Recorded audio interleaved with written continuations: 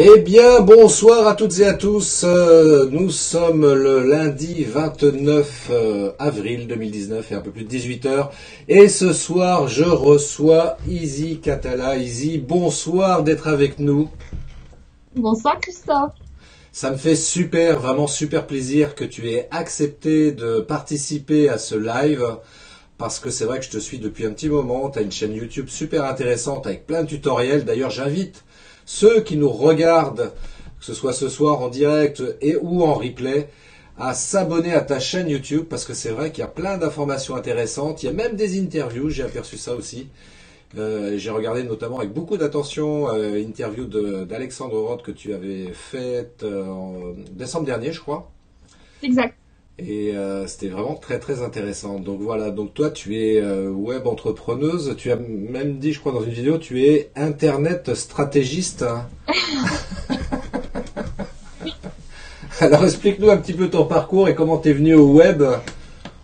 Alors, disons que déjà à la base j'ai un BTS développement web, mais la vie avait fait que j'ai cherché un travail comme beaucoup de gens.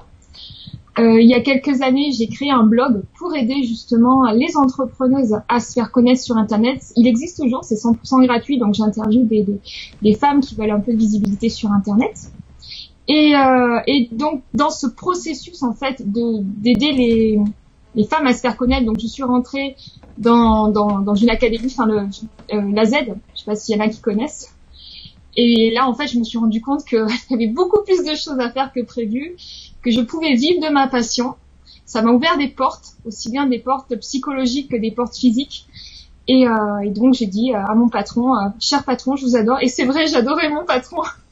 Je suis partie des rares personnes qui adorent son patron. J'adorais mon patron, j'adorais mes collègues, j'adorais la femme de mon patron, j'adorais les parents de mon patron. Ah oui, carrément toute la famille.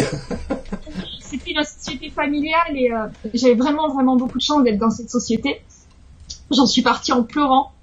Mais tout ce que je réalise aujourd'hui, et les gens que j'accompagne, même ne serait-ce qu'avec les tutos que je fais sur ma chaîne YouTube, tous les gens que j'aide, c'est extrêmement gratifiant, quoi.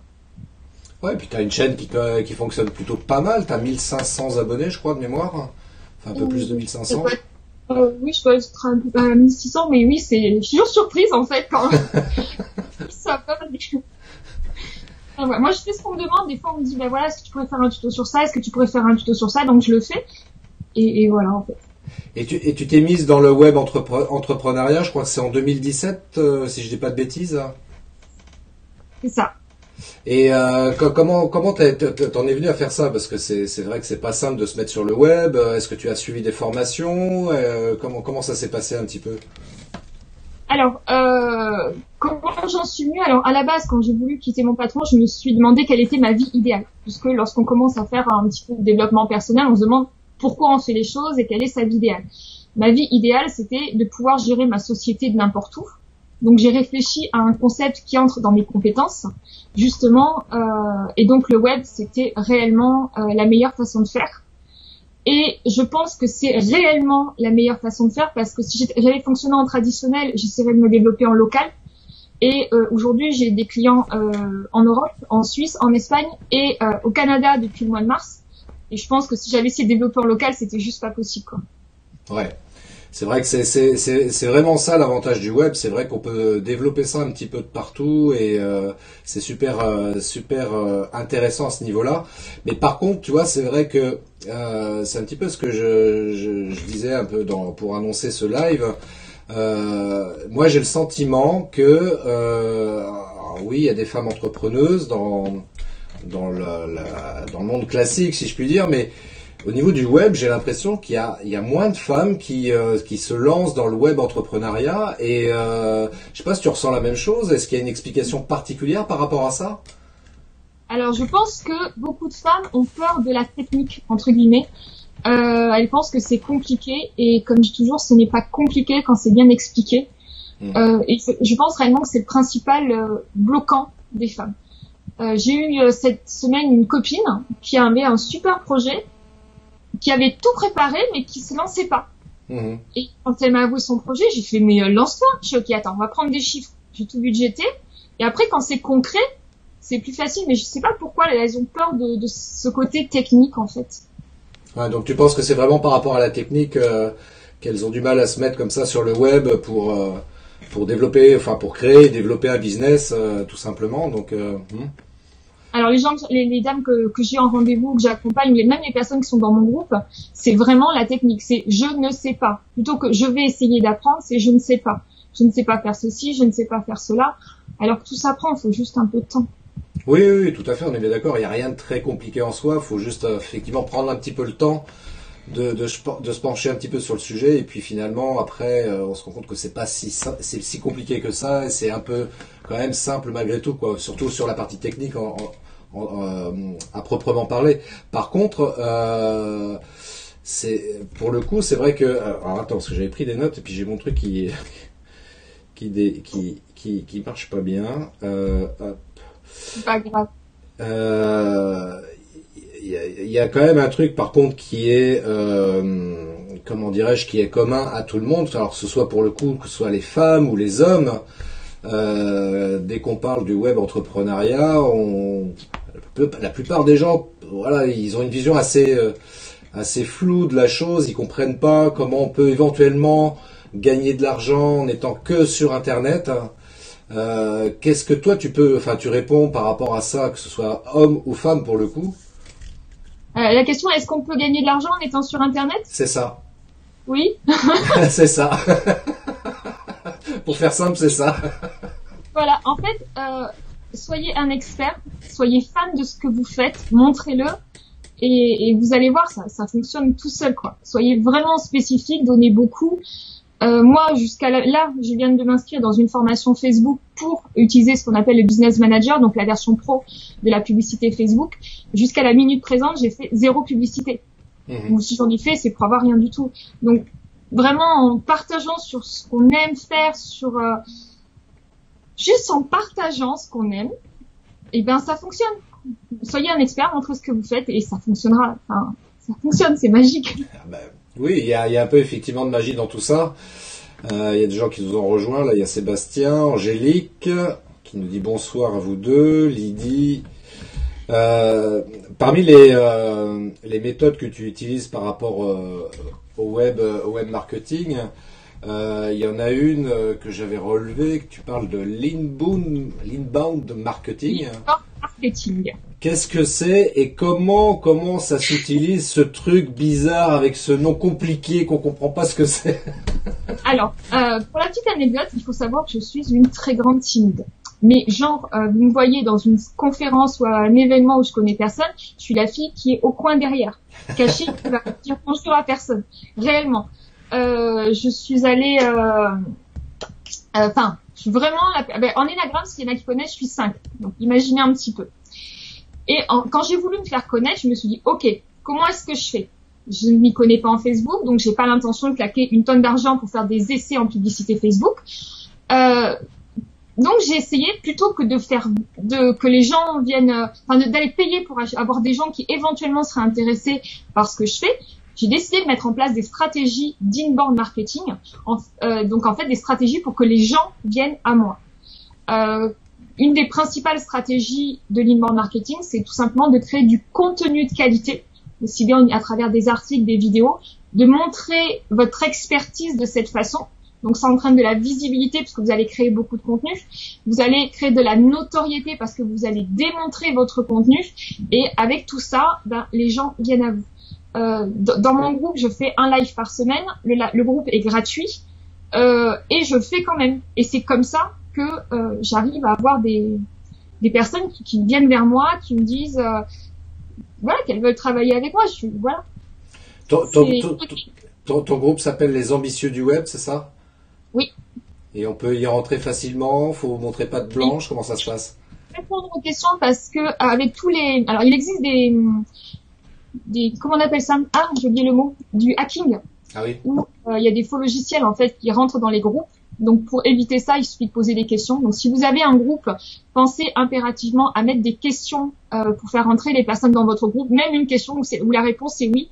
Parce que les robots, en fait, ne vont pas poser la question. Donc, les robots ne répondront pas à la question.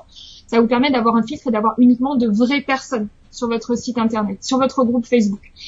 Donc, effectivement, donc dans ce groupe, il y a 3 questions. Et ces questions m'aident. Alors, je sais pas si tu as déjà parlé de ça, mais le fameux questionnaire de la baguette magique, tu en as déjà parlé? Pas du tout. Bah alors, tu vois, là, c'est un sujet qui m'intéresse parce que qui m'intéresse et qui va intéresser forcément tout le monde. Vas-y, raconte-nous ce que c'est. Alors, quand on veut créer un produit en ligne, l'idéal, c'est d'avoir les mots MAUX, les mots MOT, des mots MAUX. En gros, de savoir qu'est-ce que les personnes recherchent, qu'est-ce qu'elles veulent sur Internet, de quoi elles ont besoin, et idéalement d'avoir leurs mots MOT. Donc, dans mon questionnaire, par exemple, la première question est quelle est votre principale frustration? Et en fonction de ce que les personnes répondent, ça m'aide à faire des vidéos, ça m'aide à créer des formations, ça m'aide à créer des accompagnements, ça m'aide aussi à me spécialiser dans d'autres techniques, justement pour aider encore plus de personnes. Donc, quand on crée un produit en ligne, on conseille généralement, en fait, de créer ce qu'on appelle le questionnaire de la baguette magique. En gros, si vous aviez une baguette magique aujourd'hui, qu'est-ce qu'elle résoudrait pour vous, comment et pourquoi? D'accord, ok, donc c'est vrai. C'est comme ça qu'on peut arriver à répondre plus facilement et plus efficacement aux problématiques des personnes voilà, avec qui on est en contact. Exactement, exactement. Ok, ok. Alors on a Sandsmile, je sais pas si je prononce bien, qui nous dit bonsoir. On a Lydie qui confirme qu'effectivement, Lydie qui a un groupe qui dit que tu as raison de poser des questions. Qu'est-ce que pour toi, dans le web entrepreneuriat, qu'est-ce qui te semble pour toi le plus difficile?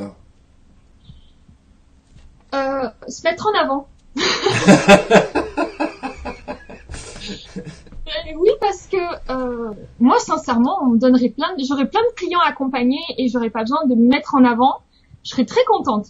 Mais c'est vrai qu'à chaque fois, trouver quelque chose pour dire moi je sais, c'est un peu difficile. Je vous avoue que lorsque j'ai fait mon premier live, alors en fait justement, quand je suis allée à l'événement d'Alexandre Ross l'année dernière, j'ai retrouvé plusieurs copines et j'en ai découvert quelques-unes qui sont d'ailleurs encore des amies aujourd'hui.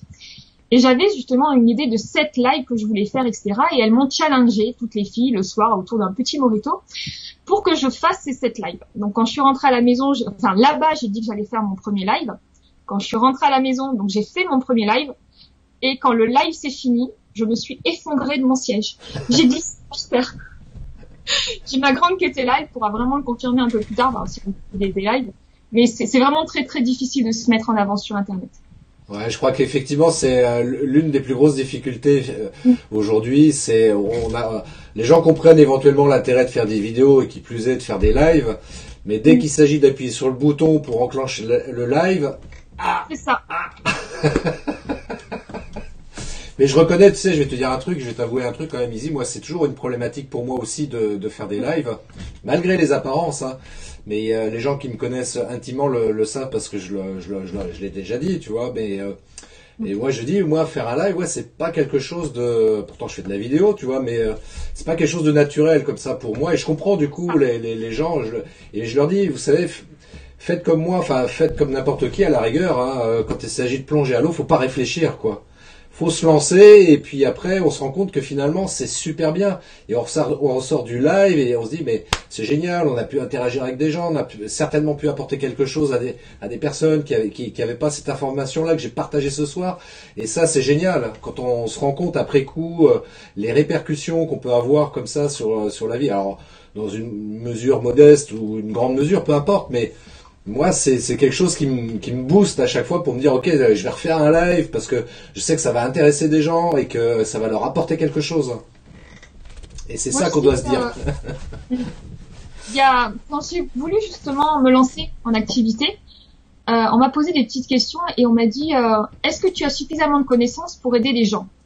J'ai répondu oui. Et dans ce cas-là, la personne en face m'a dit, dans ce cas-là, t'es une grosse égoïste parce que tu prives des gens de ton aide parce que t'as pas le courage de le faire. Et ça, c'est là. Pour quelqu'un comme moi, c'est hyper violent, mais c'est tellement vrai, en fait. C'est tout le monde a quelque part en lui les moyens d'aider quelqu'un d'autre. On dit que quand on a lu 3 livres du même sujet, on est plus expert que 90% des personnes qui sont à la recherche de cette même thématique. Donc, quand on a envie de faire quelque chose, faut le faire. Et si on a peur, un pas. On fait juste un petit pas. On fait une grosse checklist et on coche un pas, un pas, un pas. Point. Et oui, et oui, et oui. Bon, on a des commentaires, j'en profite. L'idée qui dit c'est super intéressant les lives. Bah, Anaïs qui nous dit bonsoir aussi. Bah tiens, d'ailleurs, depuis que tu as commencé à faire ça, c'est quoi ta plus belle réussite, entre guillemets, mais c'est la chose dont peut-être tu es la plus fière aujourd'hui? La chose dont je suis la plus fière, ma cliente au Canada.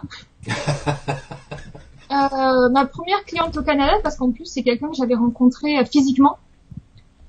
Je l'ai rencontrée en avril de l'année dernière. J'ai été invitée par une de mes amies dans son cercle des impératrices, justement pour créer un atelier sur le personal branding qui est pour moi la base de tout. Si vous voulez lancer quelque chose sur Internet, commencez par le personal branding. C'est moi je fais. Alors, explique pour ceux qui nous regardent, parce qu'il y a peut-être des gens qui savent pas ce que c'est le personal branding. Le personal branding, c'est utiliser toutes les parties de sa personnalité. En fait, il y a 3 axes. Quand vous voulez vous lancer dans n'importe quel domaine, vous avez votre client, vous avez votre produit et vous avez vous. Mais si vous parlez que de vous, vous oubliez votre produit et vous oubliez votre client. Le but, en fait, c'est de mettre les 3 ensemble. Et quand votre partie de vous que vous allez communiquer est en adéquation avec ce que va rechercher le client et en adéquation avec votre produit, juste le petit cercle au milieu, c'est le personal branding. Ça prend un peu de temps à faire, mais quand vous le faites, c'est extrêmement fluide. Parler de tout, c'est pas parler de vous. Et vous perdez les gens. Il faut penser qu'en fait, lorsque la personne le client, le futur client est en période d'achat, il est ce qu'on appelle monocéphale. Oui, normalement, il y a que les hommes qui sont monocéphales. Le client, en mode achat, est monocéphale. C'est-à-dire qu'il ne va retenir qu'une seule information à la fois. Et par exemple, moi, si je commence à dire, oui, j'ai un BTS développement web, je vais peut-être être en accord avec ce qu'il recherche. Mais si je lui dis, j'ai une formation en tourisme, parce que moi, je me forme tout le temps, et qu'à la base, je suis esthéticienne, je l'ai perdu le client. Mais j'ai un BTS développement web. Et j'ai une chaîne YouTube. Et j'ai un groupe qui parle que de la même chose. Je suis focus. Je suis tout le temps sur le même sujet. Et ça aussi, il y a beaucoup de gens qui essaient de se lancer sur Internet et qui vont essayer un truc, ah ben non, ça marche pas, je fais autre chose. Ah ben non, ça marche pas, je fais autre chose. Ah ben non, ça marche pas, je fais autre chose. C'est vraiment, vraiment, vraiment la seule façon de jamais réussir. Ouais, de papillonner, comme on dit, c'est vraiment pas la meilleure des choses à faire si on veut réussir dans le business, tout simplement, quoi. Donc, c'est ça.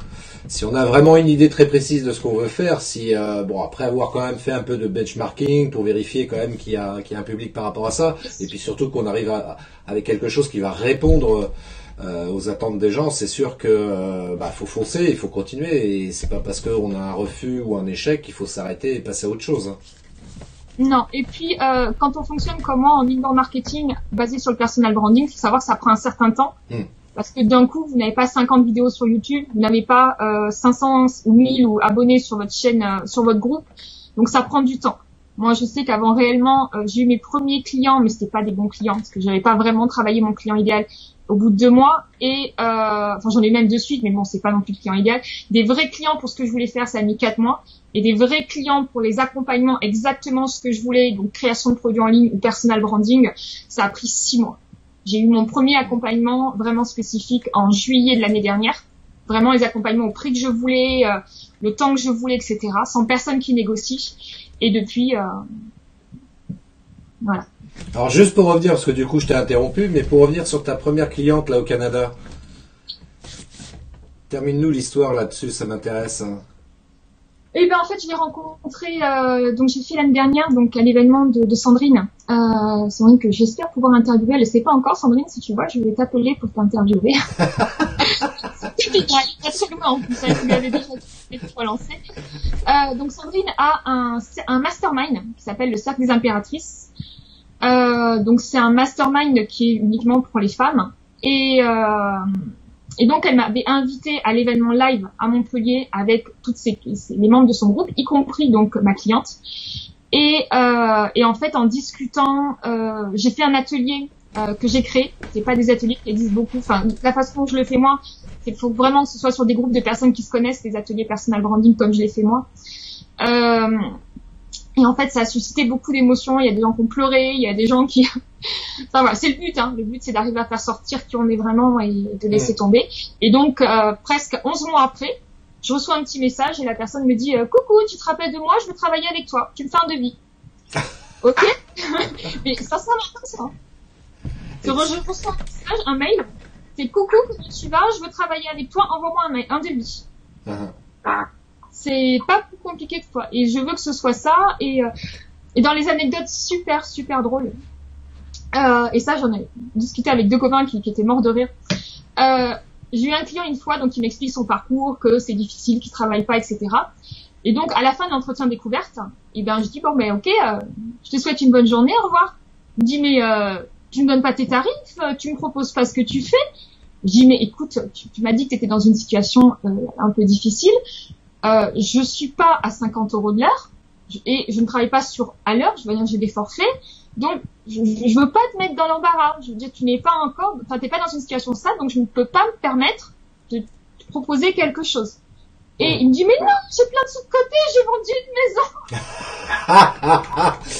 Rappelle-toi de l'accord Toltec de jamais faire de suppositions, donc.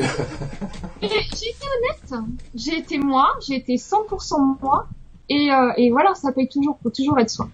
Oui, ceci dit, c'est vrai que basiquement, c'est ça la principale chose, effectivement, à faire, quoi qu'il arrive. On a une question de Julien. Question complexe.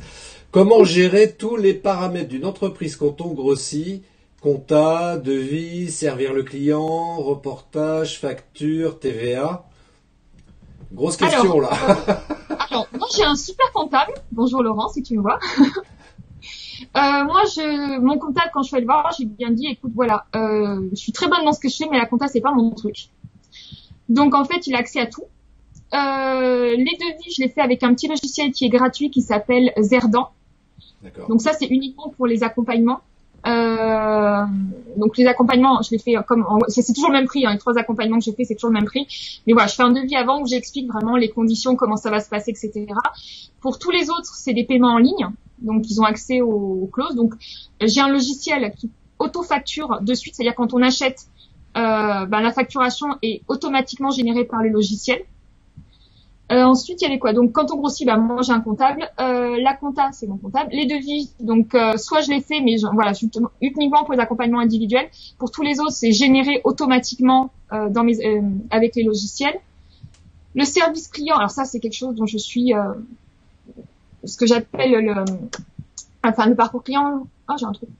Voilà, pour moi, le client, il faut vraiment, vraiment le privilégier parce que c'est la seule personne qui va être capable de parler de vous après. Donc là, je viens de prendre quelqu'un qui va m'aider au niveau de certains suivis, là, qui va s'occuper par exemple des interviews de mes clients parce que j'ai pas le temps. Et donc j'ai pris quelqu'un justement pour chouchouter mes clients et faire remonter uniquement l'essentiel. Après, je travaille avec j'ai pas besoin d'avoir 15 ou 20 clients par mois. Et ça m'intéresse pas. Parce que les clients que je prends, effectivement, il y a des rendez-vous physiques, physiques sur Internet. Mais il y a aussi toute la partie à côté. Quand un client est en train de travailler sur une page de vente et qu'il m'envoie une question technique, je peux pas lui dire on attend le prochain rendez-vous. Et en plus, il faut savoir que dans les parcours, quel que soit ce qu'on fait au niveau aussi bien du technique, du personal branding ou de la visibilité, on entre en conflit pour 9 clients sur 10, on rentre dans des conflits internes parce que ce qu'ils ont dans leur tête, ça se réalise. Et c'est très très difficile pour certaines personnes. Donc, il y a besoin d'avoir un 100% disponible par Messenger. Il y a Julia qui demande aussi, est-ce qu'il faut prendre quelqu'un en CDI, en auto-entreprise, moi je dirais même éventuellement en freelance, c'est quoi la meilleure option? Je ne prends que des freelances. D'accord. Que des freelances. Je ne veux absolument pas quelqu'un en CDI parce que j'ai moi-même été en CDI. Bon, moi je connaissais la qualité de mon travail. Mais je sais aussi que il y a des gens qui sont hyper performants, puis un jour on sait pas pourquoi, ils se braquent, ils sont en dépression, ils quittent leur mari ou leur femme, et ils sont pas d'humeur. Moi ça m'intéresse pas, j'ai envie de travailler avec des gens qui sont comme moi, qui sont motivés, qui sont dynamiques, qui se lèvent tous les matins avec la niaque. Donc je ne prends que des freelances. Si la personne me convient sur une mission, je peux la renouveler. Si elle me convient sur une mission, je peux la renouveler, mais c'est tout. Donc pas de CDI et pas d'auto-entrepreneur. Enfin, après les statuts du freelance, c'est comme il veut. Hein. Oui. Là la personne je viens de prendre pour les interviews, c'est 10 heures. C'est une assistante. Je vais prendre 10 heures et puis si ça se passe bien, je la renouvelle. Si ça se passe pas bien, j'en chercherai une autre. Ok. Voilà, j'espère que Julien, on a répondu à ta question. Si vous avez vous aussi des questions, n'hésitez pas. On est là aussi pour y répondre. D'ailleurs, pour rebondir là sur ce que tu disais aussi, entre autres, j'avais noté une phrase dans une des vidéos qu'il y a sur ta chaîne YouTube pour exprimer un petit peu ta façon comment dirais-je, de travailler, où tu dis, votre marque c'est vous, ne changez pas, soyez juste plus visible. Alors, votre marque c'est vous, c'est le nom de ma société, officiellement. Puisque à la base je travaille vraiment sur le personal branding, donc en gros j'aide l'entrepreneur à se mettre en avant pour développer sa visibilité et sa notoriété, parce que pour moi c'est pas un produit, on n'est pas sur du Coca-Cola, du Pepsi ou autre, c'est l'entrepreneur qui doit se mettre en avant, parce que si après un moment vous changez de produit, eh bien c'est toujours vous votre marque, donc il y a pas de souci là-dessus. Donc ma société s'appelle Votre marque c'est vous, et le slogan c'est ne changez pas, soyez juste plus visible. Moi je trouve ça génial comme slogan.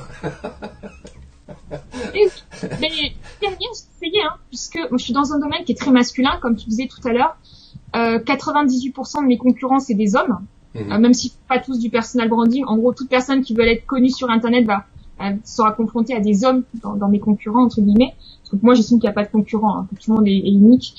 Mais donc, je me suis dit, ok, t'es hyper féminine, tu mets des rouges à lèvres rouges, tu mets des talons de 15 cm.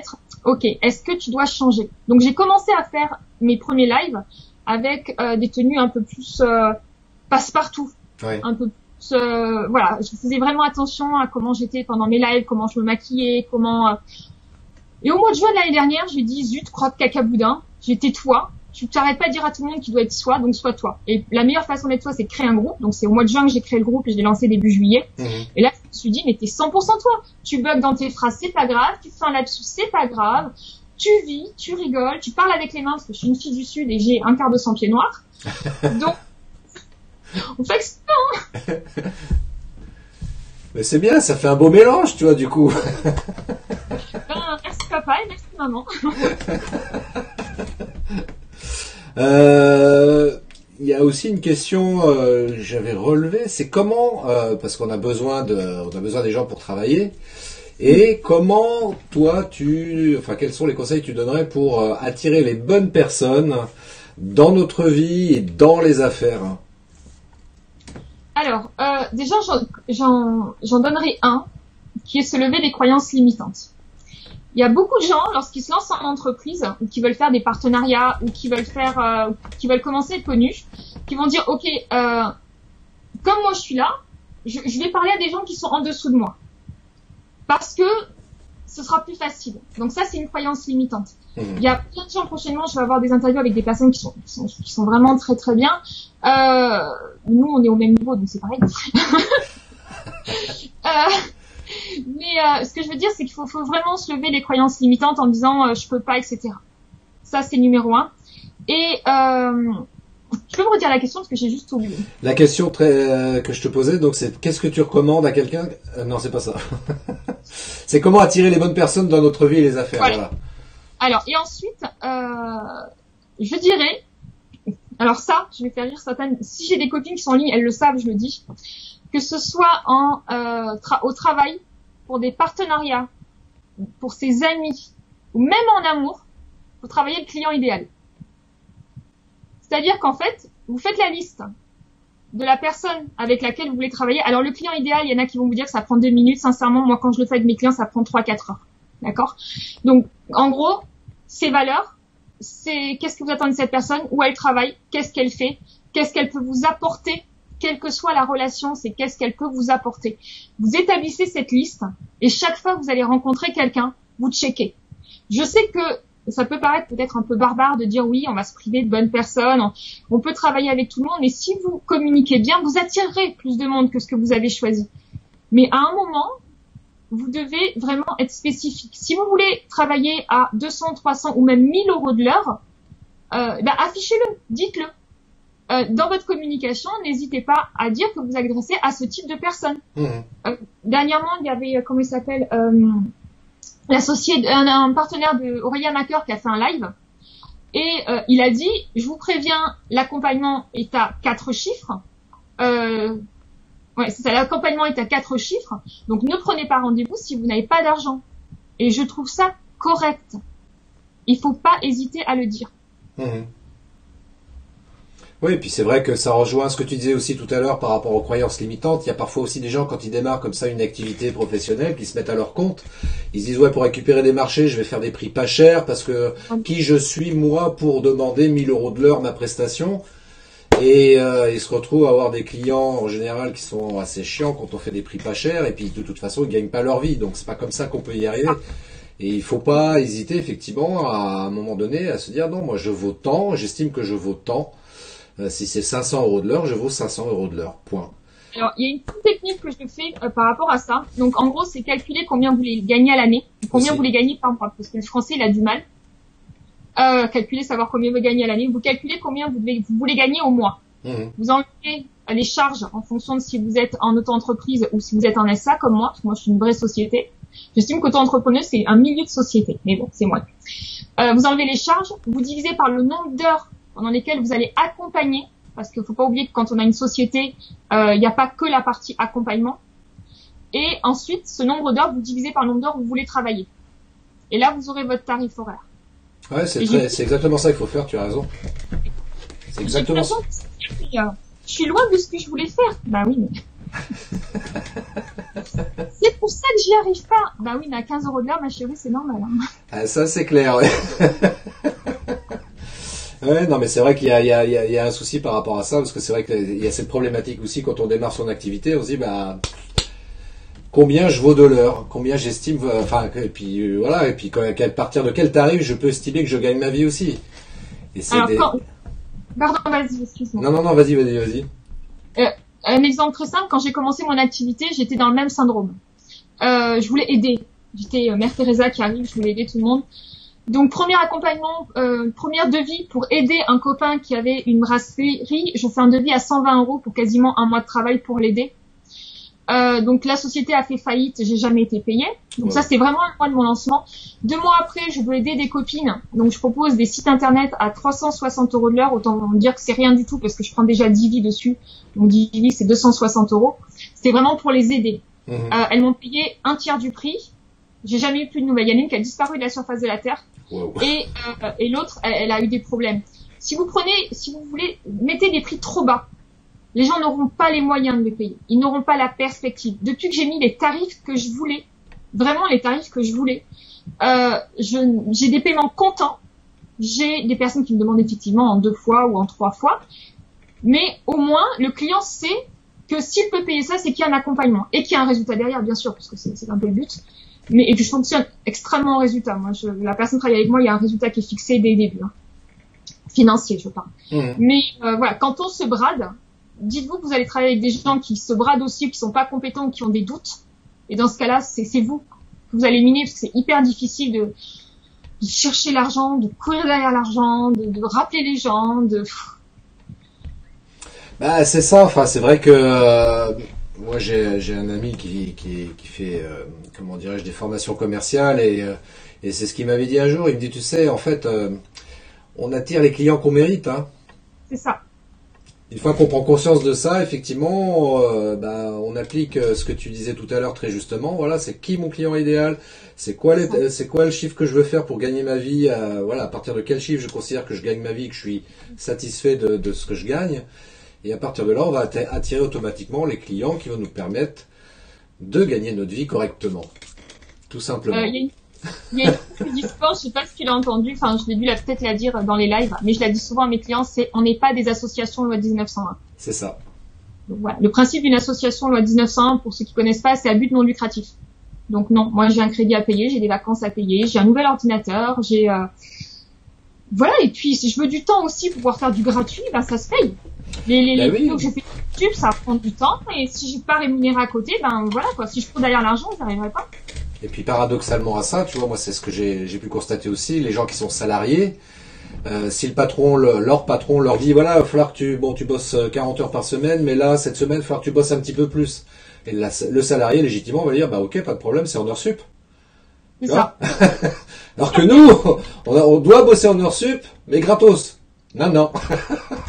La petite anecdote, ce serait que le patron, il dise, ok, mais je te paye en 4 fois. C'est ça aussi, ouais. Non, c'est pas possible. Tiens, autre question aussi.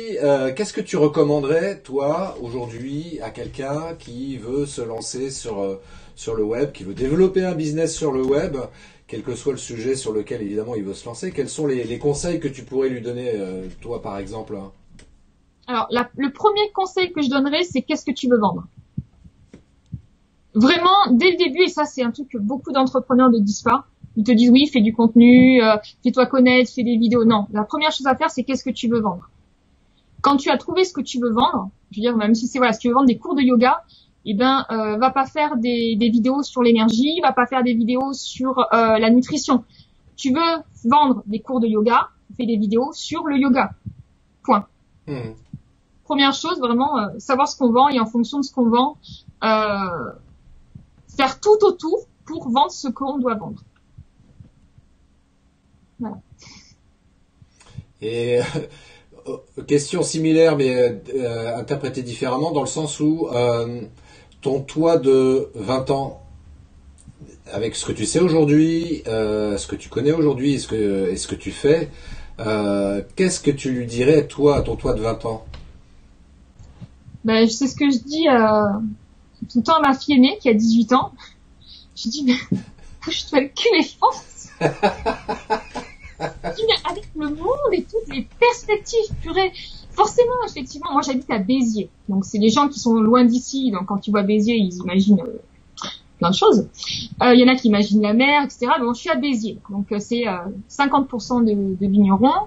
Et donc forcément, si j'ai lancé mon activité ici, au tarif que je pratique, forcément, ça ne marche pas. Mais il faut se dire que la francophonie mondiale, c'est en France, c'est à l'étranger, c'est au Canada. Il y a des gens qui parlent français en Thaïlande. Dernièrement, je regardais sur mon gestionnaire de mail et il y avait une tâche dans tous les gens qui se sont abonnés à ma liste mail. J'en ai sur les 5 continents. C'est un truc de fou. C'est excellent. Mais un truc de fou. C'est donc Internet aujourd'hui, c'est la meilleure façon et la plus facile de trouver des clients qui vous correspondent. Voilà. Ah mais je suis une amoureuse de tout ce qui est sur Internet.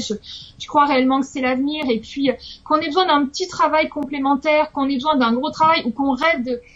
Moi, sincèrement, j'ai découvert ce milieu-là et pourtant j'ai un BTS développement web. J'ai découvert ce milieu-là, j'avais plus de 20 ans.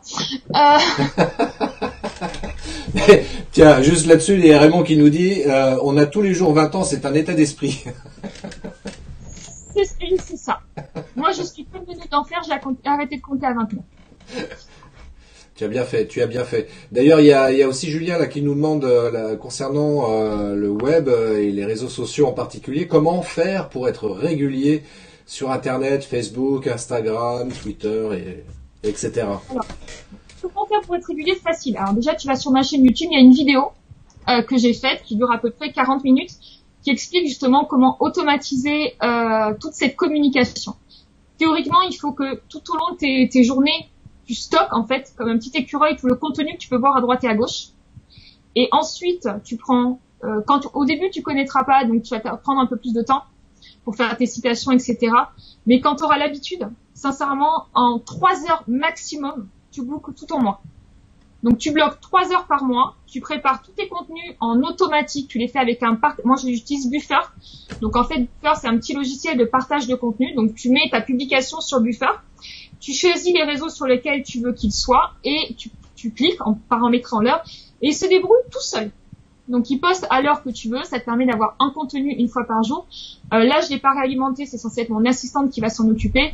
Je suis juste en train de la former actuellement, mais voilà. Par contre, vraiment la chose à ne pas faire, c'est tous les jours à dire tiens, qu'est-ce que je vais poster aujourd'hui. Faut vraiment avoir une stratégie en disant ben voilà. Le lundi, je partage ma chaîne YouTube. Le mardi, je partage mon Facebook. Le mercredi, je dis aux personnes, moi par exemple, de venir dans mon groupe pour mon live. Le jeudi, je dis aux personnes d'aller voir une nouvelle vidéo. Et le samedi, par exemple, d'aller voir une ancienne vidéo. Donc ensuite, jongler avec ces contenus et faire rentrer les gens dans une espèce d'adorable spirale. Parce que j'aime pas trop le mot spirale, mais leur donner tellement de contenu qu'en fait, ils ont envie de rester. Moi, je dirais, j'appelle ça aussi une certaine routine, mais bien que le terme soit un peu péjoratif, mais malgré tout, c'est assez réaliste dans le sens où, voilà, on se crée des habitudes et Oui, effectivement, comme tu viens de le dire, voilà, le lundi, je publie ça, etc. Je mets tout ça en automatique, je prépare mon mois. Une fois par mois, je prépare le mois de mes publications et à partir de là, effectivement, contrairement à l'idée qu'on peut en avoir, bah, du coup, les réseaux sociaux, c'est absolument pas chronophage. non, Sous réserve qu'encore une fois, on sache s'organiser et qu'on programme et qu'on mette ça en automatique et ça se passe très bien.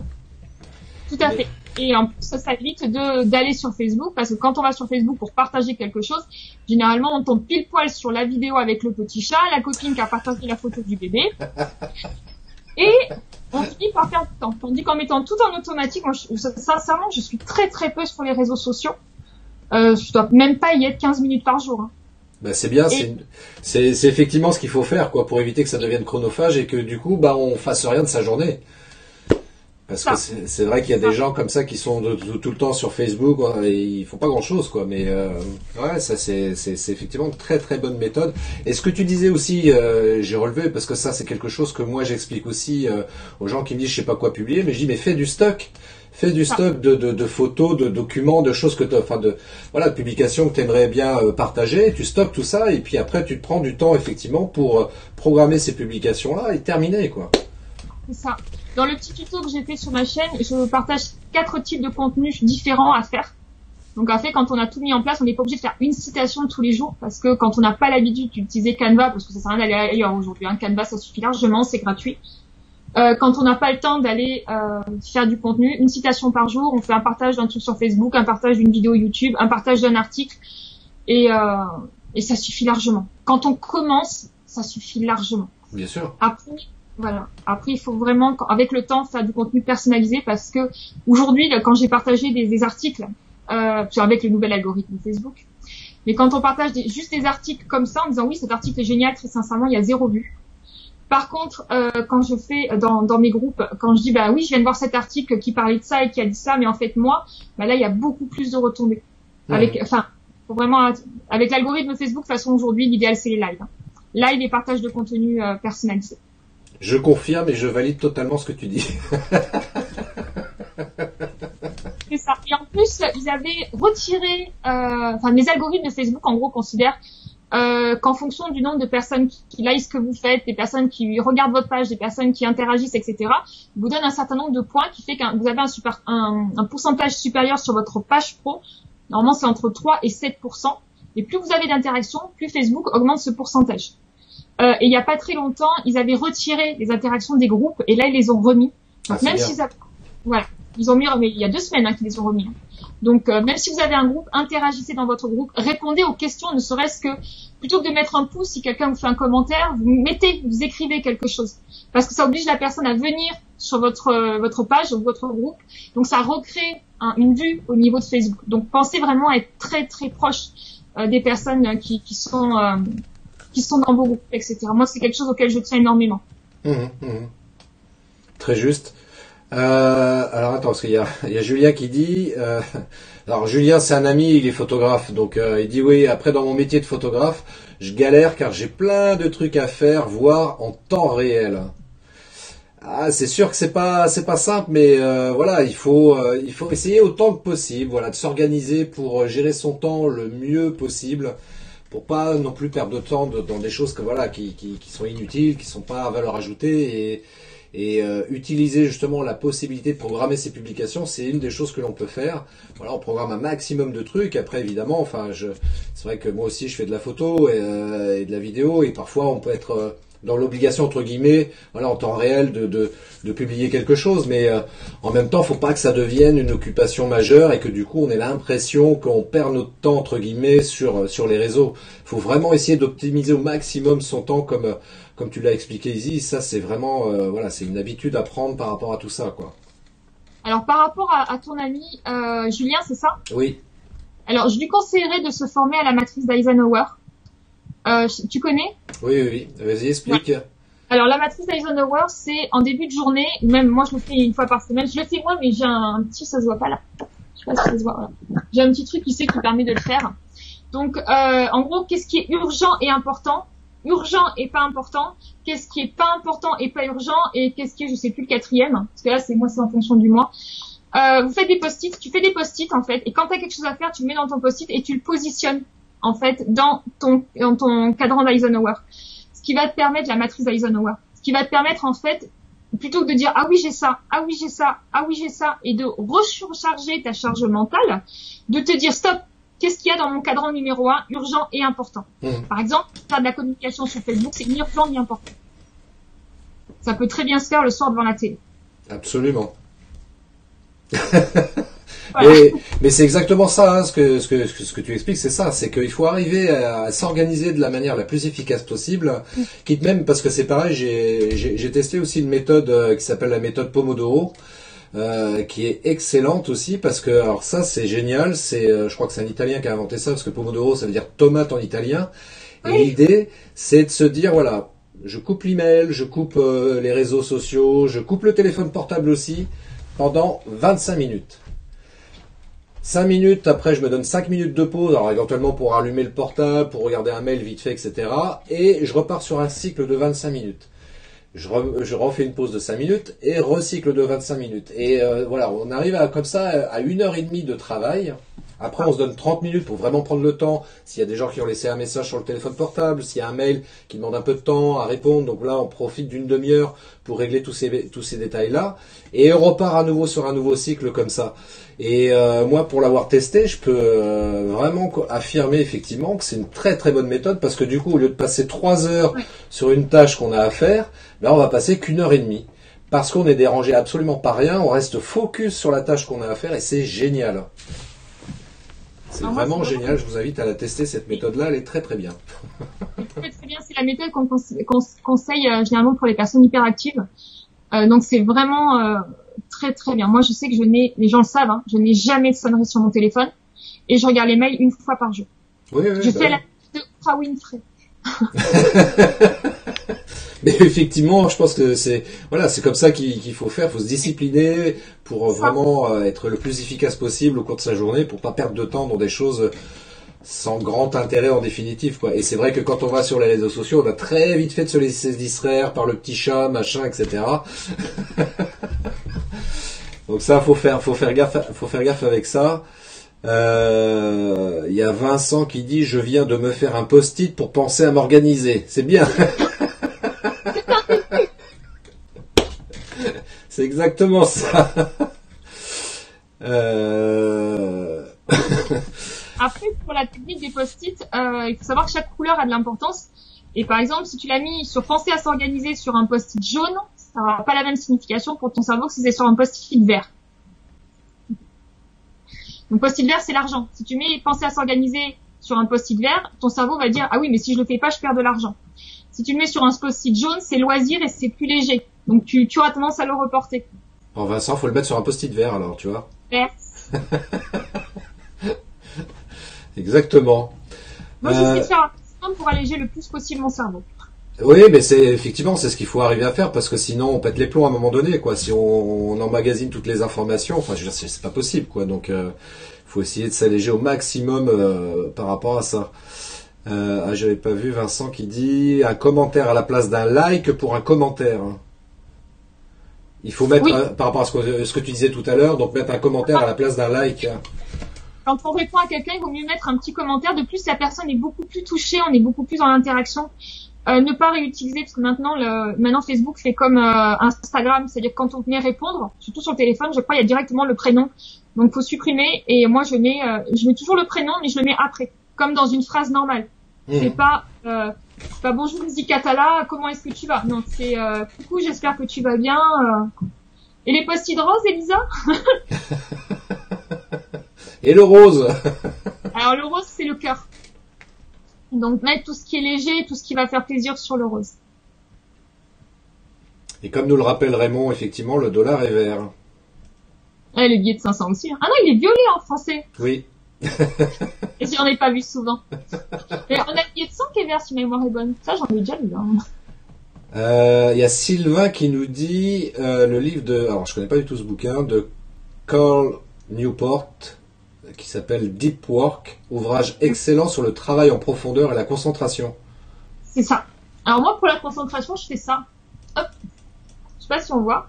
Ouais. C'est quelqu'un du groupe de Romain Collignon qui en a parlé. Donc en fait, quand je vais être focus sur un seul sujet à la fois, par exemple quand je travaille sur un produit, j'allume ma bougie, je la mets juste à côté de mon ordinateur, et tant qu'elle est allumée, je ne fais rien d'autre. Et même si j'ai tendance à partir, hop, je reviens dessus parce que la bougie est allumée. Et quand j'arrête, même si je dois juste attraper le téléphone, je souffle la bougie. Ouais, c'est pas bête ça aussi comme méthode, ouais. Et comme c'est une grosse bougie, c'est une 40 heures. Je l'ai acheté par rapport à un projet que je suis en train de préparer qui va sûrement prendre à peu près ça. Donc voilà. Bah, c'est bien en même temps parce que tu vois, là, c'est un très bon exemple parce que tu dis que ta bougie, elle dure 40 heures. Et si tu as un projet, effectivement, on va faire simple dans le discours. Si tu as un projet qui t'a estimé qu'il fasse 40 heures, donc tu sais que il faut que tu dépasses pas cette limite-là. Donc tu as intérêt à t'organiser pour arriver à aboutir à ton projet aux 40 heures et pas au-delà. Ouais, parce que moi, je suis la reine du « Ah oui, mais en fait, je suis sûre que je peux mieux faire. » Je suis perfectionniste et je reviens et j'adore la phrase de Martin qui dit faire une chose 1000 fois. Moi, je la refais. Hein. Il nous reste quelques minutes. Tiens, on va faire un petit portrait chinois. Ah. Si t'es ok.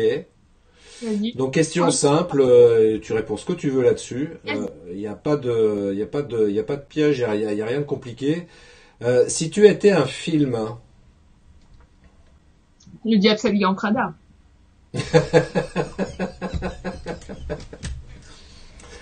Si tu étais une saison. Ah, dans Le diable s'habille en Prada. Oui. Je suis pas la jeune héroïne. Hein. Je suis Miranda Priestly. Oui, on avait bien compris, t'inquiète. Voilà. Qu'il n'y ait pas de malentendu, effectivement. Et non, qu'il n'y ait pas de malentendu. Hein.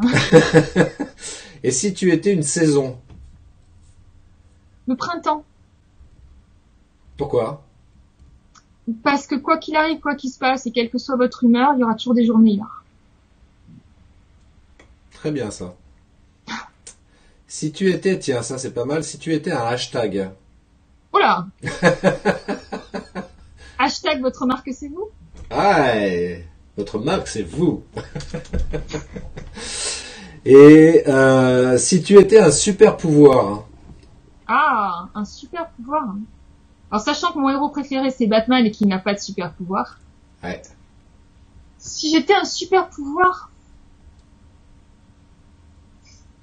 j'allais dire devenir invisible parce que des fois ça serait bien pratique, mais comme pour devenir invisible faut être toute nue donc ça m'intéresse pas. Petit message c'est pour ceux qui ont vu Hollow Man qui est un film magnifique. Je suis très cinéma. Si j'avais un super pouvoir. En plus, c'est vraiment un domaine, donc je voudrais pas me tromper en disant. Tu vois, c'est genre être perfectionniste, tu vois, tu veux dire le bon truc. Un super pouvoir.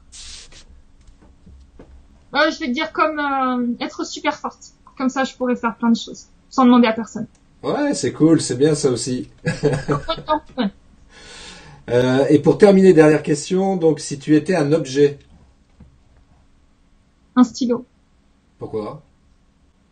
Parce qu'on peut écrire tous ses rêves avec un stylo. Très bon, ça aussi.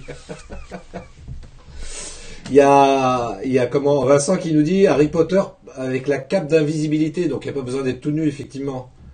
Ah oui, mais si tu me parles à moi, donc faut pas parler Harry Potter, hein, faut dire Doctor Strange. Voilà, Vincent, faut parler de Doctor Strange avec Izzy, tu vois. Doctor Strange. Bon, bah écoute, c'était super intéressant. Il y a, je sais plus qui tout à l'heure qui a dit que c'était très inspirant ce live et vraiment merci à toutes et à tous. Donc si on souhaite te retrouver, Izzy, comment on fait? Eh ben, vu que c'est mon travail, vous tapez Izzy Catala sur Google et vous allez me trouver, c'est sûr. Donc sur le web, sur les réseaux sociaux? Sur n'importe où. Mon but c'est d'être visible. Si j'accompagne les gens à avoir de la visibilité et de la notoriété, si moi je suis pas visible, c'est quand même pas cool. Donc n'importe où, Google, Facebook, Instagram, YouTube, vous me trouverez. Et ouais, d'ailleurs sur YouTube, je vous invite vraiment à vous abonner à la chaîne YouTube d'Izzy parce qu'il y a vraiment plein de vidéos super intéressantes. J'ai pas eu le temps de tout voir, mais j'en ai vu plusieurs et vraiment c'est un vrai plaisir je pense notamment aux différents tutoriels que tu partages sur ta chaîne, c'était super intéressant. Donc n'hésitez pas à le faire. si vous avez des envies de tuto, vous bloquez sur quelque chose, vous m'envoyez un petit message. Ce serait super de me donner des idées de nouvelles vidéos. Petit message subliminal. Exactement. Bon, bah écoute, je te remercie infiniment, Izzy. Je remercie toutes les personnes qui nous ont regardé en direct et également celles qui vont nous regarder en replay, parce que ce live est disponible en replay sur ma chaîne, sur ma page Facebook, c'était Prod. Donc vous pourrez la revoir au plaisir et la partager si vous le souhaitez, parce qu'effectivement, Izzy nous a donné plein d'informations super utiles, super inspirantes, effectivement. Et bah écoute, Izzy, je te dis à très très bientôt. Et moi, je te remercie vraiment, vraiment, vraiment de m'avoir invité. Ça nous a permis de faire connaissance. Exactement. Sache que je vais t'embêter jusqu'à ce que tu crées un premier produit. Avec plaisir. Et puis voilà, un grand merci. Bah écoute, vraiment merci encore à toi. Ça m'a fait super plaisir de partager cette heure avec toi. Et puis on se voit bientôt. On se voit bientôt, avec grand plaisir. Je descends à Béziers, c'est ça, hein? Tu me feras visiter la région? Il n'y a pas de souci, tu vas voir, c'est une région magnifique. On a plein de choses qui sont classées au patrimoine mondial de l'UNESCO, c'est super. Cool, cool, cool. Et puis merci à toutes et à tous. Je vous donne rendez-vous à très bientôt. Si vous souhaitez vous abonner aussi à ma page Facebook, n'hésitez pas, c'était Prod, il y a le j'aime juste au-dessus. Et puis on se donne rendez-vous très bientôt pour un nouveau live. Je vous souhaite une très très belle semaine, profitez-en, soyez heureux et prenez soin de vous également. Au revoir. Bye bye.